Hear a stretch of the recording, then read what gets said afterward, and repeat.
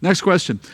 Will the war of Ezekiel 38 and 39, commonly called the war of Gog and of Magog, will it happen before or after the rapture? Well, the answer to that is neither. It doesn't happen anywhere near the rapture. It happens after the 1,000-year reign of Christ on earth. Revelation chapter 20 tells us about Gog and Magog coming up against Jesus while he is king of the earth in Jerusalem. There is a teaching that I'm sure you've heard, which is why you would have asked this question. There is a teaching that believes that this war is a contemporary war. It's a war that takes place before the second coming of Christ. But that interpretation is terribly flawed. And if you take a close look at Ezekiel 38 and 39, all of the details in the text of those two chapters, none of it lines up with contemporary Israel or the contemporary world. It all lines up perfectly, though, with the end of the 1,000-year kingdom.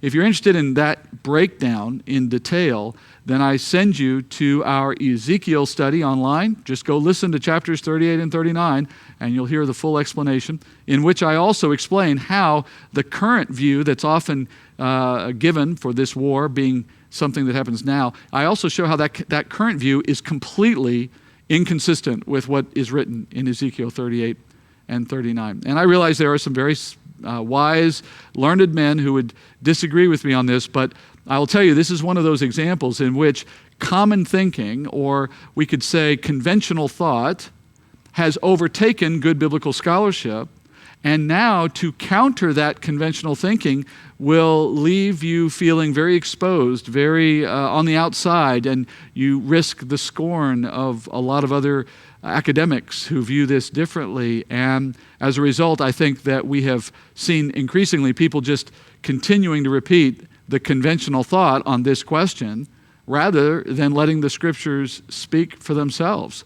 This is not a war that's going to happen now or anytime in the near future. It's going to happen at the end of the 1,000-year reign of Christ on earth. And I'd encourage you to go listen to the teaching and do your own homework and make up your own mind.